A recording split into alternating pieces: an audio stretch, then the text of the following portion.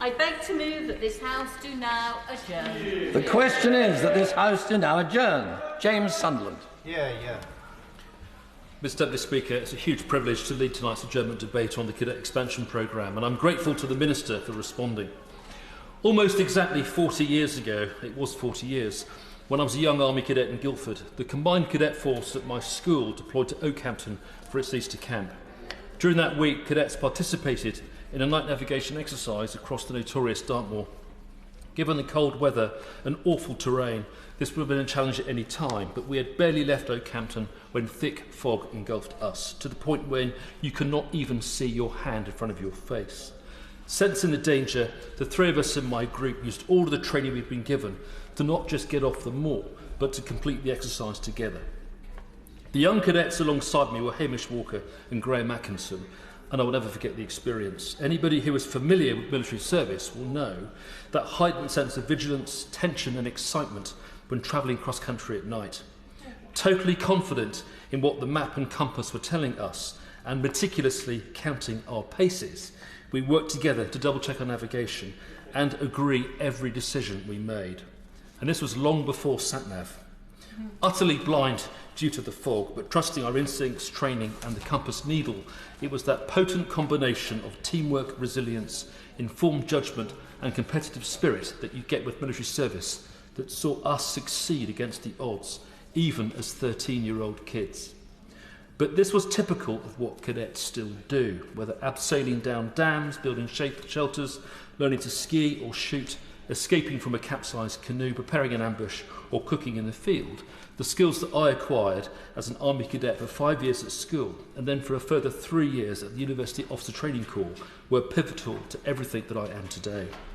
And whilst the cadet movement does not exist to recruit people for a military career, it was so formative for me that they gave me the skills to thrive at the Royal Military Academy Sandhurst, which I now represent as a local MP, and throughout a 27-year military career.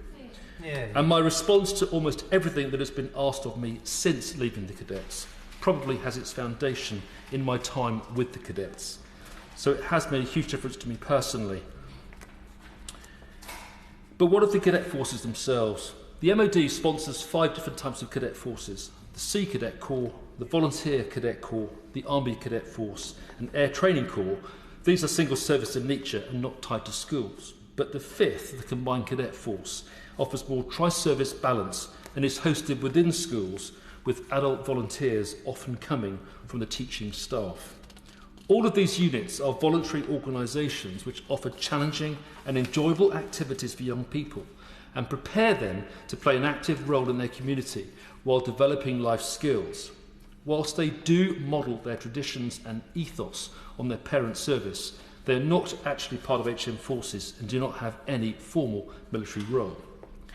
The Sea Cadets consist of over 14,000 young people and 5,000 adult volunteers in 400 units across towns, cities and ports, undertaking activities such as sailing, boating and coastal navigation. The Volunteer Cadet Corps offers something very similar, but is more tightly connected to naval families and consists of around 460 cadets and 150 volunteers located in 8 naval bases across southern England and Scotland. The Army Cadet Force has over 37,000 cadets and 9,000 adult volunteers and celebrated its 150th anniversary in 2010. And the 4th of the non-school units is the Air Training Corps, which consists of over 44,000 cadets and volunteer staff in over 900 squadrons across the UK, encouraging participants to take an active interest in aviation and the Royal Air Force. Please do. Mr Deputy Speaker, can I commend the Honourable Gentleman for Bracknell for bringing this forward? We spoke beforehand. The Schools Cadet Expansion Programme in Northern Ireland has gone from success to success with the latest school, Kilkeel High School, in the neighbouring constituency of my Strangford constituency, becoming the newest cadet force. This week, 139 pupils from schools across Northern Ireland entered the Cyber Skills Challenge company petition this year also, which is fantastic. So does the Honourable Gentleman agree that Northern Ireland very much is setting the targets for other cadet forces across the United Kingdom to try and match up to? And does he welcome the fact that it seems now there are almost as many people from a Roman Catholic persuasion are joining the cadet forces in Northern Ireland as there are Protestants. Can I thank the Honourable Member for his intervention? And I completely agree. I think what's happening in Northern Ireland is a complete exemplar for the Cadet movement, and the fact we've got a balance between Catholic and Protestant children in these units is quite something. It's about cohesion, it's about community, and I really commend what's happening over there. Indeed, as for the Combined Cadet Force, units exist in over 260 schools across the UK. Traditionally, they are the preserve of independent schools, with over 200 of them hosting detachments, but there are now at least 60 units in state schools too. They offer young students a broad range of exciting, adventurous and educational activities that complement the normal school curriculum during the evening, at weekends and during the holidays. Like the other cadet units, they help to develop personal responsibility, leadership, teamwork and self-discipline, and in my view, it is no coincidence that many young cadets do emerge to be highly successful in their chosen career fields. In Berkshire, I am proud that we have a strong pedigree in terms of military presence. I could again mention the Royal Military Academy at Sandhurst, Headquarters 77 Brigade at Hermitage, the Household Cavalry Regiment and 1st Battalion of the Coldstream Guards in Windsor, 7 Rifles in Reading, and so much more. But what I really want to highlight is the Royal County of Berkshire Army Cadet Force. This currently supports over 600 cadets and 120 adult volunteers and 18 detachments, many of whom I see on Remembrance Sunday and at special events alongside the Lord Lieutenant. And I want to give a big shout too to 7 Platoon in Bracknell, which does so much locally, trains and plays hard in equal measure, and which always looks so smart when I see them. Whilst we do not have a Sea Cadets unit in my constituency, Bracknell is also home to 2211 Squadron of the Air Training Corps. Having met several of the cadets recently, it never ceases to amaze me just how much is on offer. It is possible for cadets to go flying and to set themselves up to gain pilot licences. So, to anybody watching this from Bracknell Forest, please do consider joining the Army Cadet Force or the Air Training Corps locally. It is a real opportunity. As for the CCF, the Combined Cadet Force, there are 2 detachments located in my constituency. Wellington College has an established military presence and a proud history of service. Whilst I have not yet been invited to visit, I know by reputation that it is a good one. And at Bracknell School in Bracknell, I have watched with wonder how this fledgling detachment has evolved under the superb leadership and vision of Second Lieutenant Berry and Second Lieutenant Gildersleeve. Getting it off the ground with virtually nothing is quite an achievement, and it serves as an exemplar for the Cadet Expansion Programme, with over 100 of its pupils in Bracknell now being given the opportunity to wear uniform, train with the British Army, conduct event training and learn life skills that they may not otherwise have. I cannot commend Bracknell School enough for everything it's doing. I'm looking forward to the annual inspection later this year. So what of the Cadet Expansion Programme itself? Well, this was first launched on Armed Forces Day in June 2012 by Prime Minister David Cameron, with the aim to deliver 100 new cadet units in English state-funded schools by September 2015. This target was reached 6 months early in March 2015, and following the achievement, the government committed an extra £50 million from LIBOR fines to further increase the number of cadet units in schools across the UK, bringing the total number to 500 by 2020. Phase 3 is now underway, and the Minister is sure to provide a progress report later. The Cadet Expansion Programme is part of the government's aim of promoting military ethos in schools. This is to instil values in young people that will help them to get the most out of their lives, contribute to their communities, and foster those essential qualities of resilience, independence and teamwork that will assist their chosen career paths. Mirroring what has already been achieved in the private sector, state schools that have set up cadet units are offering significant benefits for their young people, their own schools and the local community. Head teachers report that they have seen significant improvement in attendance and behaviour, attainment, commitment, self-confidence and discipline, and that relationships between staff and students have improved. The sense of pride that some students feel is also palpable. And given that this government is a champion of aspiration, opportunity and enterprise, I want to see the programme develop further and faster so that all pupils, irrespective of their background, can have better access to these superb opportunities. Before I close, I just want to highlight a number of areas where I feel that we can do better. First and foremost, it would be massively positive for all of our adult volunteers to be given a financial incentive for their time. Not only would this be recruitment and retention positive, it would send a clear signal that the MOD is taking the broader benefits more seriously. Our volunteers are the lifeblood of the cadet movement, and it would be remiss of me not to formally thank and pay tribute to the huge contribution that is being made by everyone who runs our detachments. We should also invest more in our cadet infrastructure by repairing some of our older halls, building new ones, and providing better training facilities such as ranges and accommodation. It goes without saying that higher operating costs should be mitigated too, that more transport should be made available, that more opportunities are provided to train alongside our regular forces, and that better adventure training and more updated equipment can be delivered. Whilst it is a considerable outlay for the MOD to provide uniforms, weapons and other personal kit, it should be possible for serviceable ex-military equipment that would otherwise be disposed of to be provided to cadet units. And closer tie-ups with regular and reserve units through the affiliation process should help to ensure that greater localised support is available for those detachments that do need it. Lastly, as someone who got so much out of the Combined Cadet Force and Officer Training Corps, I was always hugely privileged to visit and to inspect local cadet units in Berkshire, Surrey and Hampshire, particularly when serving as a commanding officer in Aldershot and at Sandhurst. Our cadets are our future.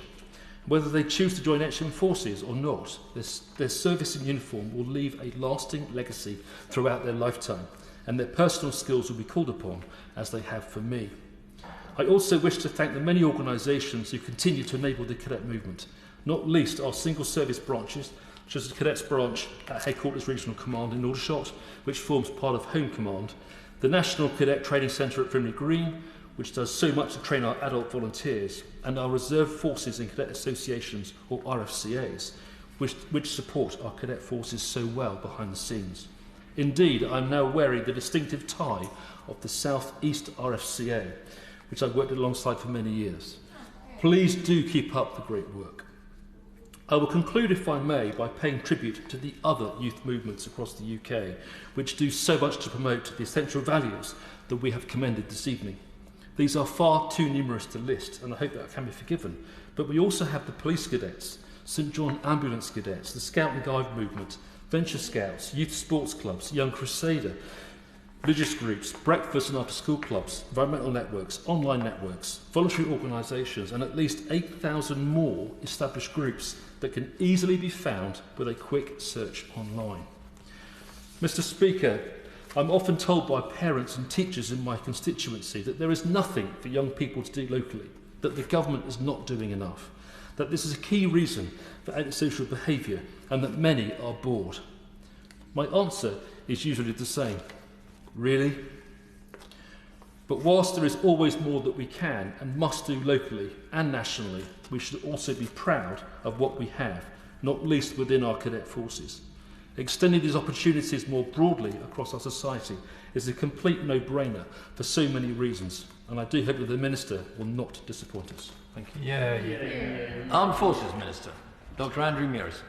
Well, thank you, Mr Deputy Speaker, and what pleasure it is to be able to respond to my honourable and gallant friend's important contribution this evening.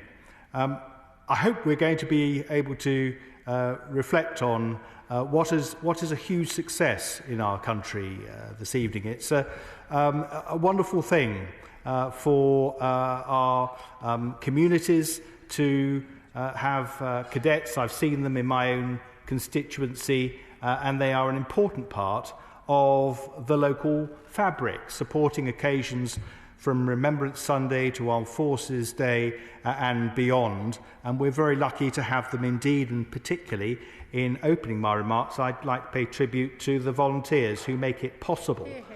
So many of our institutions, I'm afraid, have suffered as a result of the pandemic, and it's been extremely difficult for them to get going again. And yet they seem to have bounced back.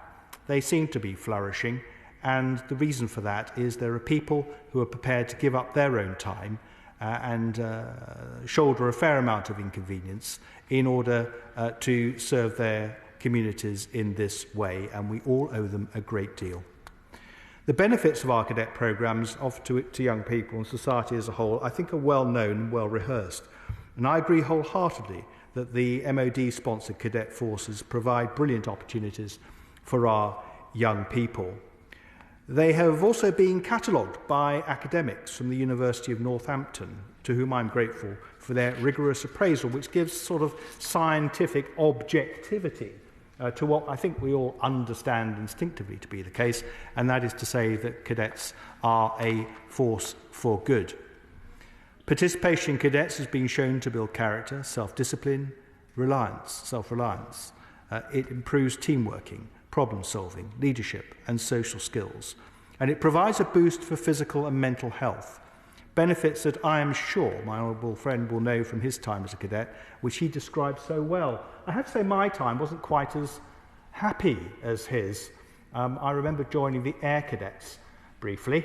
I was told I was going to fly aircraft. After about 2 months, it dawned on me that wasn't going to happen. And it was going to be marching up and down for as long as I could put up with it, which wasn't very long. So I have to say I parted company from cadets much sooner than my honourable friend did, but there it is. I'm sure it benefited me at some level. Now, head teachers of schools that have established cadet units report that their cadets have improved attendance and academic attainment, as well as behaviour and self-confidence. And some head teachers are using cadets as a central part of their strategy to reduce exclusions. Cadet programmes are also a gateway to new skills, new qualifications and even employment.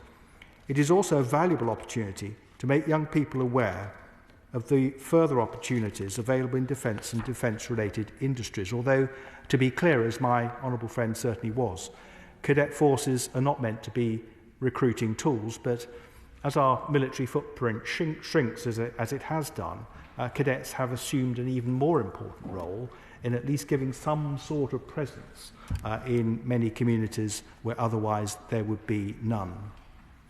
Cadets benefit the whole of society by building links between different communities, boosting social mobility and strengthening young people's resilience to becoming involved in antisocial behaviour, criminality and even extremism.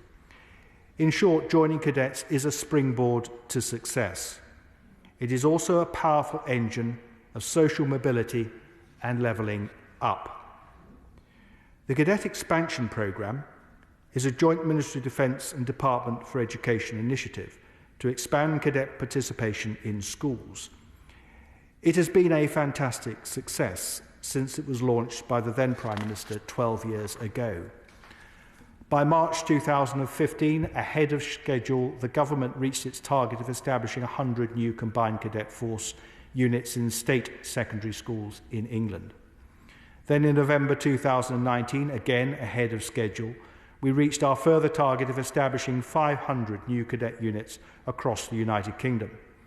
Funded with 50 million from LIBOR fines, it benefits many schools in less affluent areas.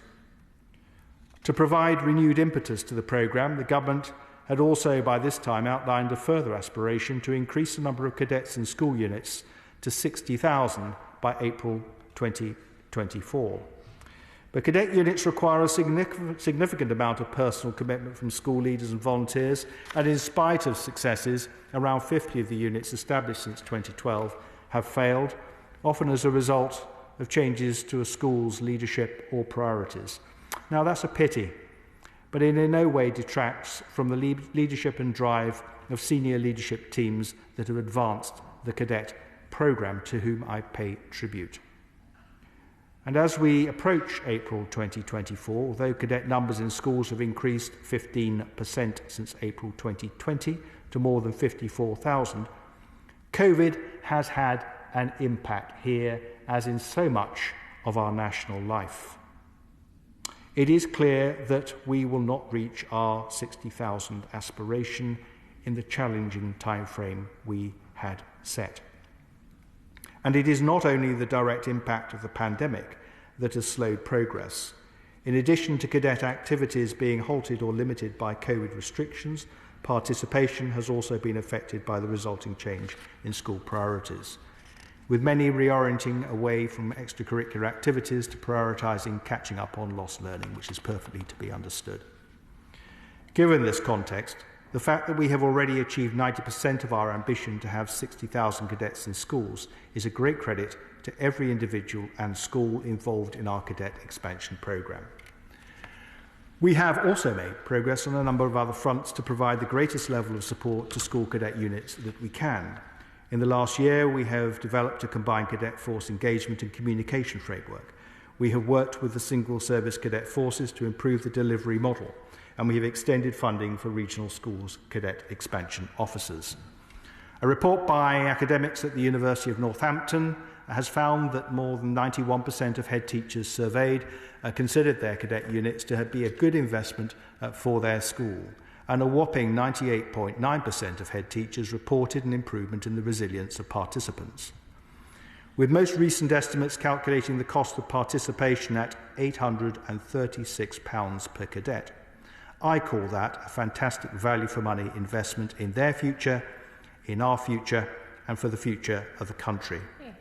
But you don't have to take my word for it. The academics who conducted the study concluded that school-based cadet units are delivering excellent value for money, as well they should, since the IPPR estimates that the cost of just one school exclusion is £392,000. I will. Minister, one of the things that certainly impresses me amongst the cadet force in my constituency, whether it be the Army, the Sea Cadets or the Air Force Cadets, is the number of young girls equal the number of young boys in the cadets. I think it's really encouraging to see that. I know it's something that the Minister, yourself Minister, would like to see as well. Is that something that government and yourself as a Minister is trying to promote?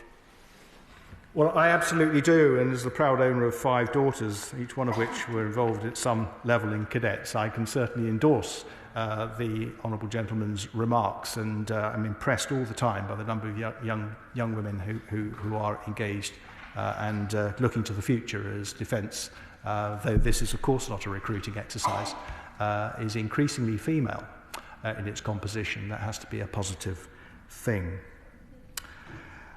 And now I remain absolutely determined, Mr Deputy Speaker, to do all I can to ensure we continue to grow the number of cadets in our schools. And as we recover from the pandemic, we must meet our 60,000 aspiration as soon as possible so that schools such as Bracknell School in my honourable friend's constituency can continue to flourish.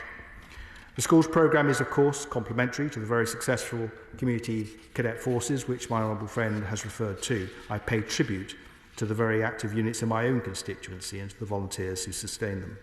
These community cadet forces are as popular as ever with our young people, and in terms of numbers have mirrored the growth of our school programme. Most recent figures show that we have more than 83,000 community cadets, which represents a 14% increase on the previous year. Of course, none of this can happen without the selfless and invaluable contribution adult volunteers make. The good news is that adult volunteers can indeed receive some remuneration for their efforts, depending on the activities they are engaged in. Historically, cadet units have had to put up with some fairly basic accommodation, and my honourable friend touched upon some of that. However, we continue to make considerable efforts in improving facilities for cadets, not least through the ongoing Reserve Estates Optimisation Programme. Mr Deputy Speaker, school cadet units have been transforming the lives of our young people for more than 160 years. Once the preserve of independent schools, 65% are now in the state sector, a reversal of the previous situation where 75% of cadet units were in independent schools. Like the rest of our modern cadet forces, they embody the ethos of the armed forces, and they are laser focused on helping young people develop and reach their full potential in whatever walk of life they choose. And whilst COVID has slowed our ambitions somewhat, thanks to our Cadet Force 2030 strategy, the Government has plans in place as well as the commitment to deliver their continued growth, ensuring our cadet units in schools and communities will continue to transform the lives of more and more of our young people for many years to come. The question is that this House to stand adjourned. As many of that opinion say aye. Contrary, no. The ayes have it. Order, order.